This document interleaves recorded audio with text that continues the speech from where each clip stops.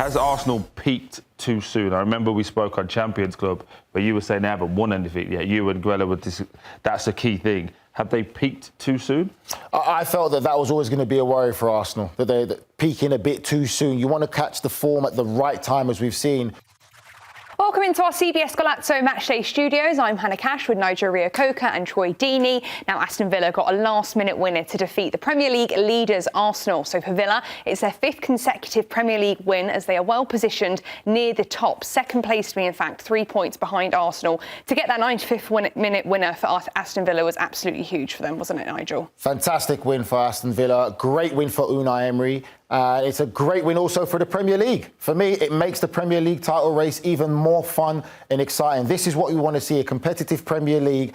And now all the other teams chasing Arsenal can feel that they're alive and in this title race. The big story going into this game today was Arsenal's injuries. Starting to get a lot of injuries coming into this game. And one of Arsenal's biggest strengths for me has been how well and good they have been defensively, looking invincible when it comes to that defensive standpoint.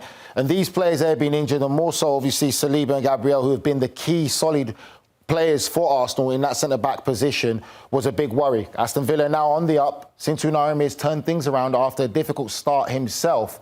And then now you start to question Arsenal now. Really and truly, can this be a result that turns around their season to make it a very difficult run for this Premier League title? A big storyline with this Arsenal team, though, is they have the depth, but it's getting to a point now where they're getting so many injuries. You're questioning, is it going to affect their results? Clearly, today it did. I think this happened the last couple of years as well, right? Injuries to key players derailed their season. So obviously they went out in the transfer market, and at the start of the season, they did this thing when they wanted 2 players for every position. And we would argue they've probably got the best squad that's ready-made and suited, ready to go. When you start losing the key players, it doesn't matter who you bring in afterwards, in my opinion. There's the key players for a reason. If Liverpool were to lose Van Dijk last year, it goes awry. If Man City lose Haaland, it goes awry. These key players are that, and Saliba and Gabriel are that for Arsenal, especially in that defensive unit, to Nigel's point. The bit I'm not going to let them get away with is every time it's about making that step in these bigger moments, these bigger games, they just seem to either go draw or fall behind. Today was poor. I think it's the first time this season we can question Arteta's decision-making. We spoke about it just before we came on. You bring Trossard on because apparently he's on a minutes restriction. So if he's on a minutes restriction, why would you not wait 5 or 6 minutes? Then Trossard can see you through to the end of the game. He comes on, he has an impact, he scores. He's in a great vein of form at this moment in time. A player they wanted to get rid of, if you remember, at the start of the season. So to see where he's at now and he's become so valuable on that left-hand side, to take him off at 86 minutes gave the impetus back to Aston Villa, in my opinion. Villa were good. I'm not going to get as carried away as Nigel. Can't do that as I'm a Birmingham City fan anyway. But I can be objective. I still don't think that this Villa team is ready to be pushing for top 4 consistently due to the lack of depth in the team. Obviously, it's great to see your brother there smiling. Clearly, he got all the looks. But it's in one of these situations where I think Aston Villa are good. They're flying high. Ollie Watkins do well. In my opinion, one of the most underrated players in Kamara. I think he's fantastic at his position. We talk about Declan Rice, Caicedo. I think he's right up there. I think he's fantastic. I think, again, it's a great win for Villa. I think when you look at this game again now, the bigger picture still is that question of Arsenal, because Arsenal have been that team that we've been speaking about. And when you start to lose such vital pieces, and especially defensive solidity, because to win a Premier League title, you have to be defensively sound. You have to be defensively solid. And now we're starting to see vulnerability in this Arsenal side. And it's not just that, it's also by the great performance that Aston Villa put in. And you look at the chasing teams now that puts Aston Villa second in the Premier League. You look at Manchester City now probably going to start smelling blood. You look at Chelsea as well. Even they have their questions and issues, but they have the ability to affect football matches. So it is a bit of a worry for Arsenal now, and especially with a result like this, even though being said that Villa have recently become their bogey team, how are Arsenal going to react? How are they going to solve these problems defensively? Right? Arsenal have been considered gone through great form. So they're in a great run of form. All of these wonderful stats that we keep hearing week on week. We all think that Man City will get better in terms of their play and can't keep conceding the goals that they are. You'd argue Liverpool should get better. Villa are on a good run of form. Chelsea hopefully will get better. Has Arsenal peaked too soon? I remember we spoke on Champions Club where you were saying they haven't won anything yet. You and Grella were that's a key thing. Have they peaked too soon? I felt that was always going to be a worry for Arsenal, that they're peaking a bit too soon. You want to catch the form at the right time, as we've seen for our professional career. That plays the way to go. You know, even for our time to trying to get promoted to the Premier League, you peak at the right time. With Arsenal, you start to worry now that they've peaked too soon. They've lost so many key players. And as Troy says, when you're a key player, you're a star. There's a difference between you being a starter and getting a squad together where you can say, OK, you've got good players who can come in, but they're still not those key players. There's a difference where they're your key players and your stars. There's a confidence he gives everybody else. Yeah, so you do worry for Arsenal. They've definitely still got some tough fixtures to come. You know, they've got to play a Champions League midweek game, and then also they've got Wolves to face, who are fighting for their lives in the Premier League, who can bring all types of different fight. Look, I'm going to be nice to you. Just put a win. Wolves are terrible, bro. Put a win.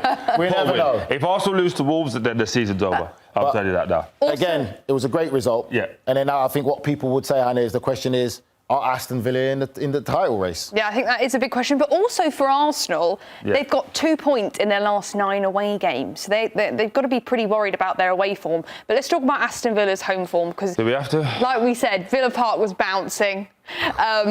Does it put questions now around could they potentially be in a title race or a top 4 spot in the for the Champions League next year? I'll let the former Aston Villa captain give you all of the spiel, and then I'll come with some balanced review and some analysis afterwards. Whether they like it or not, reluctantly is fair to say. They're second in the league. There you go. The second in the league, 3 points off the top. Reluctantly or not, whether they like it or not, Aston Villa in the Premier League title race. I think it's what Unai Emery would want, and it's credit to Unai Emery for turning their season around, because they had a dreadful start where they didn't even look like a team. Lost first 5 games, didn't they? Yeah. No, exactly. So then now they've turned it around. Now they've won 5, they're going to win the league.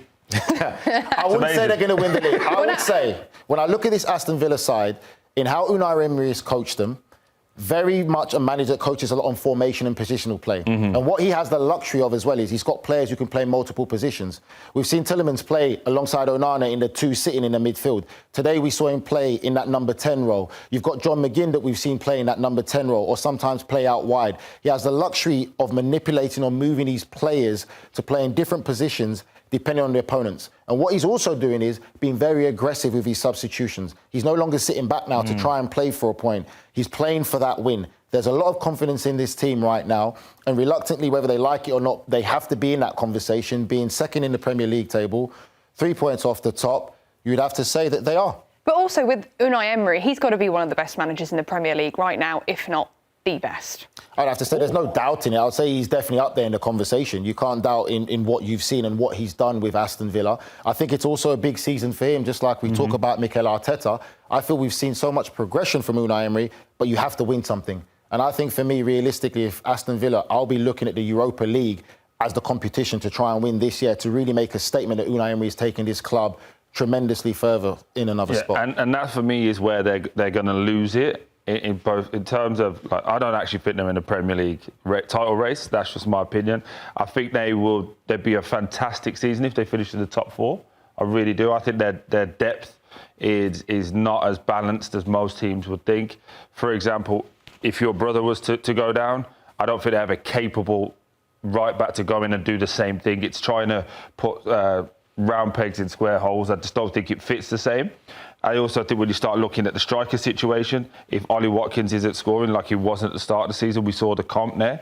It's 5 goals in the first 5 games to 21 now in 10. So they score completely differently when he's up and running. But if he was to get injured or go for a bad spell of form, who's the next person to fall on? It's not as nailed on. And I think the European travel and the Thursday night, Sundays will start to hit in the second half of the season. The only thing I'll kick back, Troy, on is maybe the striker situation. I think Ollie Watkins is going through a difficult time right now. If he finds his form, I think that conversation's out the window. Is there a need to bring someone else in? I'll probably say so, yes. In a transfer window. They've tried to for 3 years. I know, now, but I would the 3 years they've been trying to get someone to either compete with Ollie or to replace Ollie. 100%. So for me, yeah.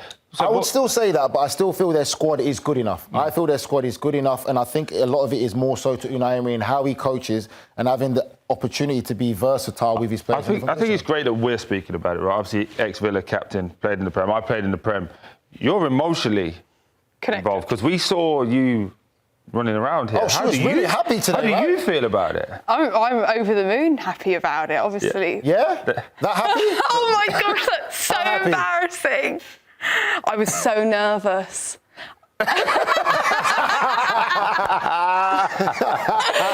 Oh gosh, how funny. Do you know what? The funny thing was as well, I couldn't even run around because I was attached to the chair with my mics. So I was trying to get up, but I couldn't. Oh, no, obviously over the moon. It's always great. Journalistic integrity, eh?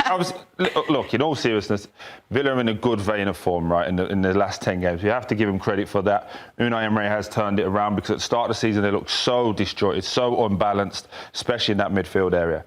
I think to go as far as Nigel said they're in the Premier League title race, for me, is too far. It's too far. I think if they keep this up, they're certainly in the conversation for Champions League. I stand by what I say and I double down on it. Whether they like it or not, where they are in the league doesn't lie. Reluctantly, whether they like it or not, they're in the Premier League title race. And I'll say for Arsenal, looking forward now, it's not the next game so much or against Wolves that you say that is important for Arsenal for a reaction. It's a little bit more further down the line now. Now, will the Arsenal players start to get a little bit nervous with a Manchester City side that's catching form and he's still got a competitive Villa and a competitive Chelsea? And yeah, that's the biggest point, right, before we wrap this. Man City have to win today. Chelsea have to win today to keep that pressure and that momentum. And that's going to be the big question. We're doing this, obviously, while the other games are happening, and it's an instant reaction. So if Arsenal can be put under pressure, then we're going to see Calafiori looking like he's potentially injured as well. A lot of problems started to pile up for Mikel Arteta. OK, things are getting exciting in the Premier League. So Aston Villa 2, Arsenal 1, as the race for the top spot continues.